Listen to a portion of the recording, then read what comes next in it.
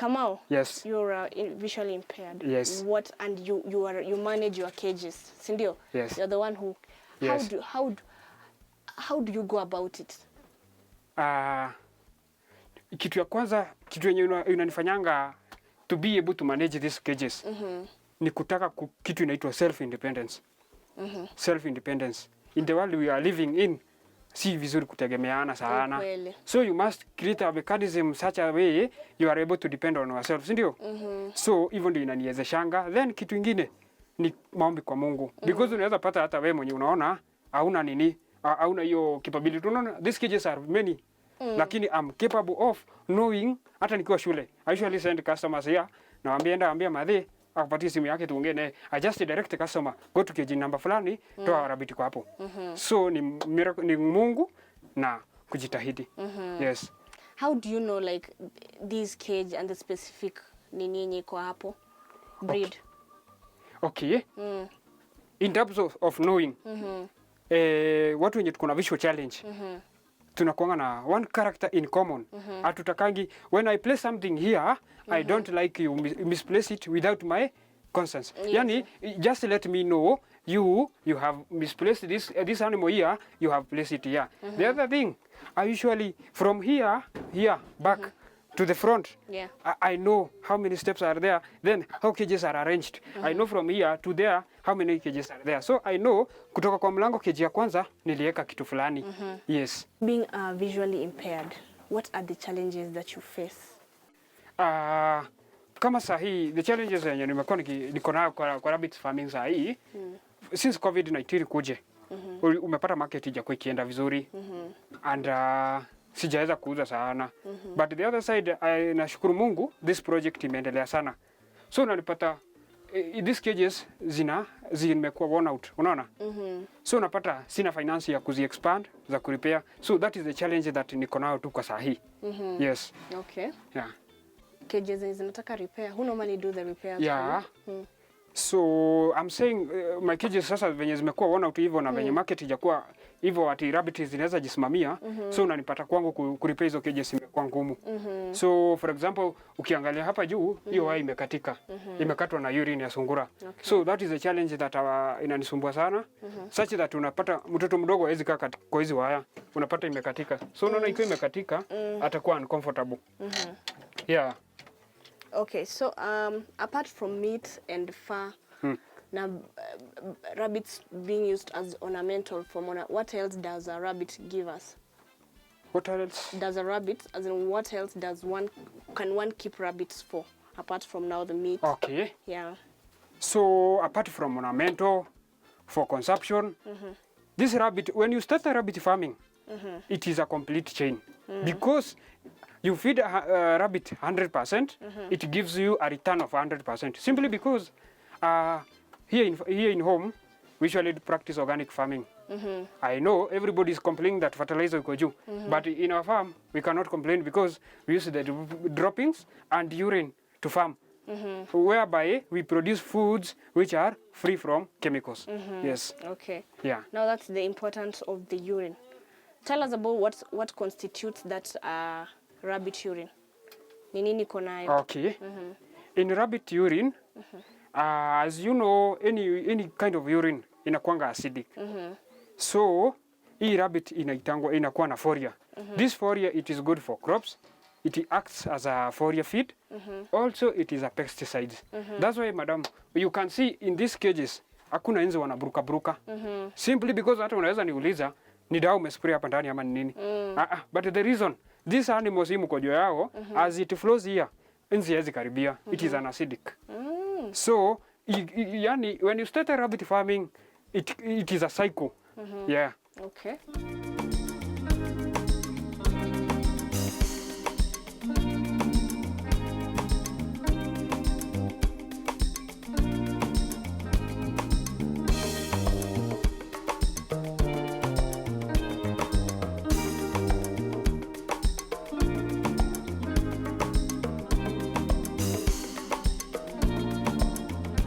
What's the gestation period of a rabbit?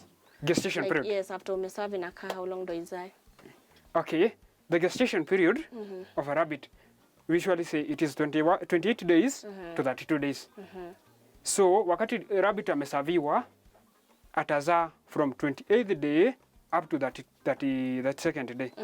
So even ndio inakuanga. It is good for rabbit farming to keep a record. For example, madam, you can see in this farm kuna so many rabbits, ndio?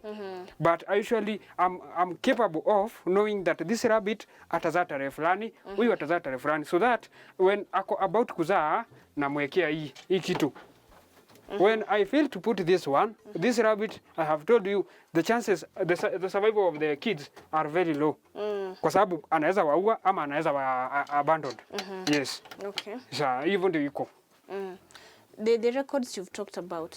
So what's the importance of a record keeping and how do you keep your records? The records, for example, I usually record where did I get this rabbit from.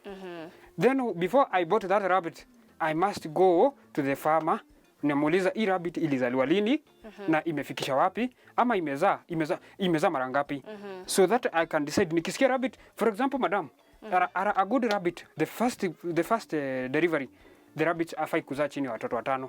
Hiyo ni kitu ya kwanza. So when I go to a farm, niambiwe sungura alizaa watoto 2, automatically I'm not going to buy that one. So when it comes to my farm, na record this one, nilitoa kwa Madam Ann na nilitoa tarehe fulani na ilikuwa at this age na ikuwa pregnant. Ikakuja ikakaa kwangu 1 week, then I serve it kwa back nilikuwa nimetoa Kiambu to a certain farm. So that is a kind of record. The other record that you can keep, the supply of meat. For example, in my farm I usually make sure I sell rabbits once per month. Lakini hiyo ni depending na market. Nikipata twice per month, I'm capable of. So unaweza weka per month, the last month niliuza rabbit 50 za nyama. Zikanipatia 10,000. This month nimeuza a certain number of rabbit ikanipatia 6,000. So I'm supposed to know kwa nini hii nipatia juu na hii imenipatia chini. So those are kind of calculation you are supposed to do so that you can see whether there is something that you are doing. Yes. Okay. Now let's talk about the cages. What did you use to build these cages?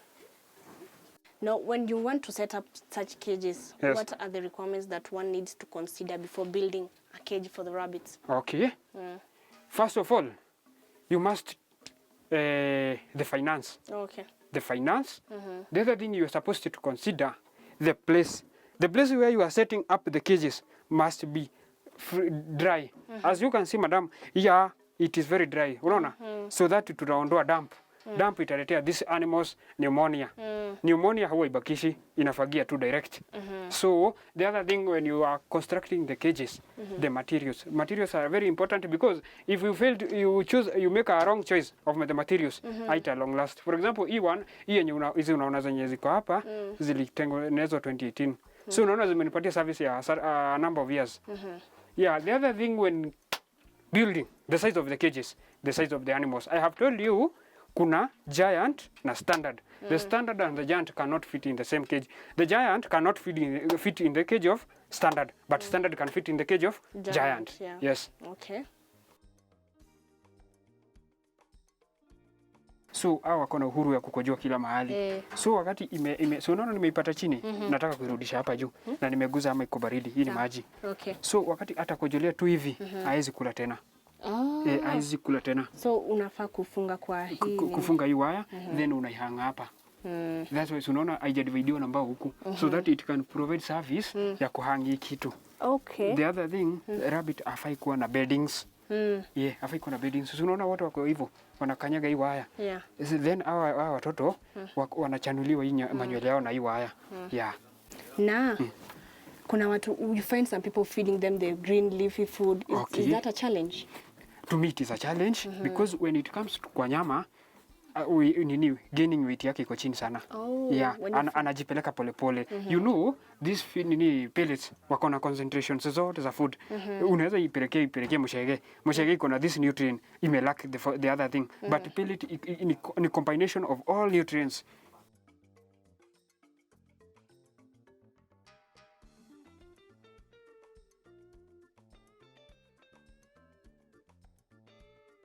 So guys, we've been talking to Callistus Kamau, who is visually impaired, and he has told us so much on rabbit farming and why you need to feed your rabbits with hay. We go for a short commercial break. We'll be right back with more.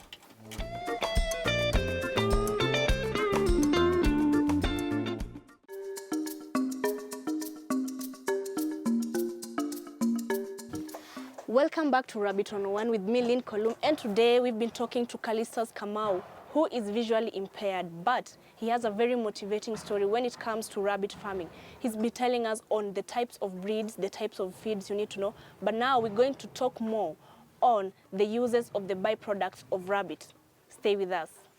So, Callistus, Yes. why is there a difference between these cages and the ones you have there? Mbona hizi ni za mbao, the other ones you've used wire mesh? Okay, as I have told you, madam, that is the biggest challenge that I'm having. Yeah. So these cages are just constructed ile tunasemanga kushikilia. Yeah. Because number ya rabbit exceed the modern cages. So this one nimejenga tu kushikilia, maybe nipate finance so that I can jenga the recommendable ones. But this one are not recommendable for rabbit because rabbit afai kuwa na beddings. Rabbit afai kuwa na beddings yenye analalia. Because wakati rabbit amelalia anakuwa na anachanika, anang'oka manyoya. Yeah. And that one you start treating. Therefore, you end up being costing. Inakukoste sana. From the time of delivery hadi separation yena mama na watoto, it is 60 days. But sungura mwenyewe ananyonyanga for 45 days. So this additional 15 days, huyu mama anaacting kama incubator. Ana generate nini? Joto kwa watoto. Especially in our place, unajua kuna baridi sana. So anakaanga now for those 2 weeks, ana provide joto. As you can see here, kuna watoto. Watoto wengine ni earlobes wa kulalisha masikio kama mama yao. Huyu ni time delivery yake, first delivery yake ni ndio hao watoto na sasa ndio ako nao. Yeye ni earlobe, lakini sasa yeye kuna type mbili ya earlobe, kuna English earlobe na French earlobe. This one is a French earlobe. Masikio yake inalanga kabisa. Haiwezi simama, but kuna ile yenye langa inaweza simama ama ilale. So but this one analalishanga. Okay. So hivyo ndio iko. The other thing here you can see hapa mwisho kuna hii New Zealand. Hiyo New Zealand ako na kilo 3.5. Yeye yako kwa anangoja kuzaa, atazaa date 18. So amekaa tu peke yake, ana relax. Ili time ikikaribia anaanza kutengeneza nest. As you can see here, hapa kuna Flemish giant hapa ndani. Yes. Sasa this Flemish giant hata hizo mali amebakisha hours. As you can see ameanza kutengeneza nest hapo ndani. Huyu ako already sasa kunini? Yeah, karibu kudeliver. Wow. That's why umeona, si wengine umeona wameko kwa nyumba ya wire. Acha nimrudishe huyu. This one amewekwa kwa nyumba ambao kwa sababu ya climate huku. Okay. Then unaona as you can see ni mkubwa sana. Utapata cages zingine ni ndogo, so yeye hawezi fit. So hapa anakuwa comfortable nyumba hiyo peke yake. Yeah. Na huyu bani umemweka huyu? Huyu bani walikuwa wengi. Sasa yako na miezi 2 na nusu. Hii ni New Zealand. Walikuwa wamezaliwa wakiwa 8. Wengine watu wameshauzwa, yeye amebaki peke yake. Oh. So hakuna age mate wake. Sasa tu amekaa hapo tu. Mambo ni mawili, apate client mwenye anataka kumulisha ama akae Sasa huyu anaweza uzwa how much? Huyu. Huyu sasa kama huyu venye hii ni ya nyama, hiyo ni 700. 700. Yes. Akiwa mdogo hivi? Yeah, akiwa mdogo hivyo because amesha attain age ya 2 months. 2 months and a half. Okay. 7 months. Wow. 700 yani. Yeah.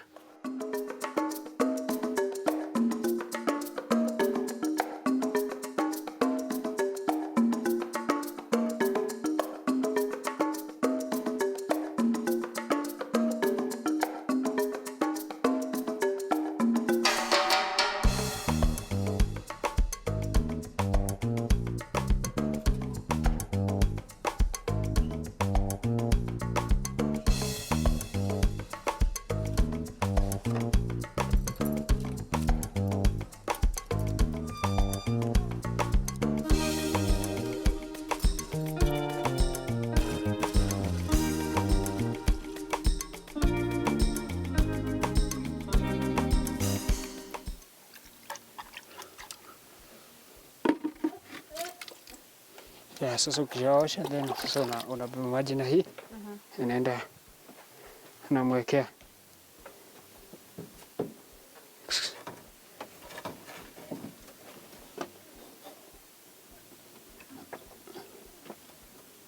Yeah, unamwekea hivyo Then sasa unafunga hapo. Unaangalia ama kuna ingine tena imemaliza. Unaongeza kidogo.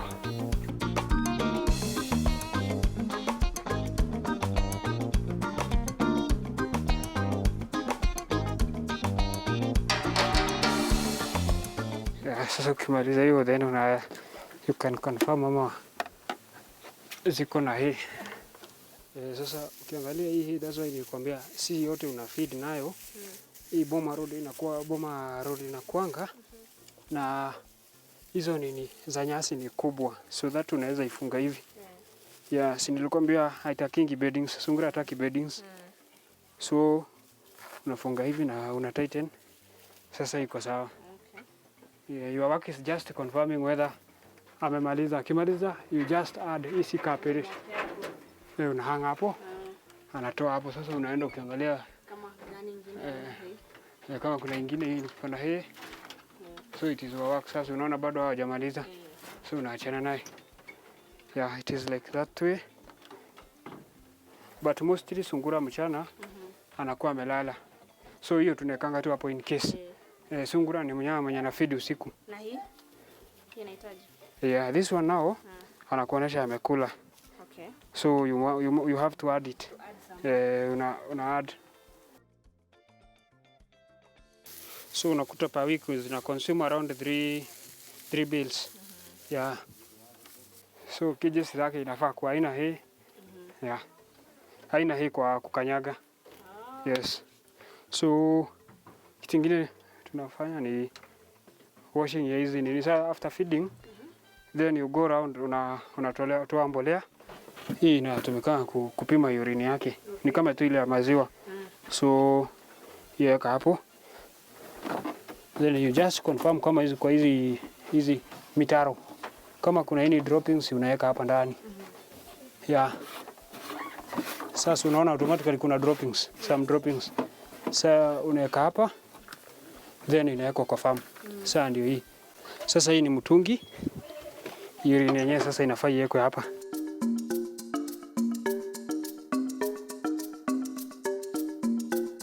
So unaona sasa kuna hizi vitu zimebaki hapa. Sasa hizo zikibaki unamwaga hapa. Because hizi ni droppings na sasa kama kuna nyingine tena unarudisha unaweka hapa ndani.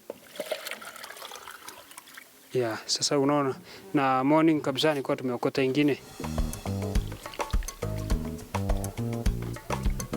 Yeah, sasa unaona tena kuna vitu zimebaki. Unamwaga hapa. Simesha. Yes. Sasa unaweka hii hapo chini. Wakulima walikuja wachukue. Then unafunga hii mtungi kwa sababu hiyo acidic ndio inafanya hiyo inakuwa effective kwa farming. So lazima ufunike hiyo harufu isipotee. So how do you normally keep your records? So I usually use my phone to keep the record. Because as you know I cannot use the print means of hiyo yenye imeandikwa kwa karatasi ama nini. So either use braille to keep record ama mostly I use phone. So that hata nikiwa wapi, nikiwa shule I have the record with me. So this is my phone. So this phone is just like your phone but it has an accessibility. An accessibility meaning inaweza niongelesha. After kutouch inanipatia feedback. Kuna kitu inaitwa voice aloud reader. So for example wewe ukinitumia PDF. So unaona PDF iko na so many pages. I just open it so unaona nikiklik sitanipeleka kwa hiyo voice aloud reader. So itanisaidia kusoma each and every page. Sasa kwa hiyo voice aloud reader ninaweza stop, naweza ipeleka speed ama naweza weka pause. Sasa hii kitu ndio inanisaidia kutuma record. So wakati for example you want to buy a rabbit from me umeniitisha record, nitakuja kwa hiyo voice aloud reader niangalie record ya kitu nataka na screenshot inaenda kwa gallery then I send it to kwako. Okay. Yeah. Sawa. If you are visually impaired, that's no excuse. Today we've been talking to Callistus Kamau, who is a rabbit farmer here at Larry constituency, and he has explained to us on what you need to do as a rabbit farmer to ensure that you have a good return. My name is Lynn Colum. See you next time on Rabbit 101 at KTN Farmers TV.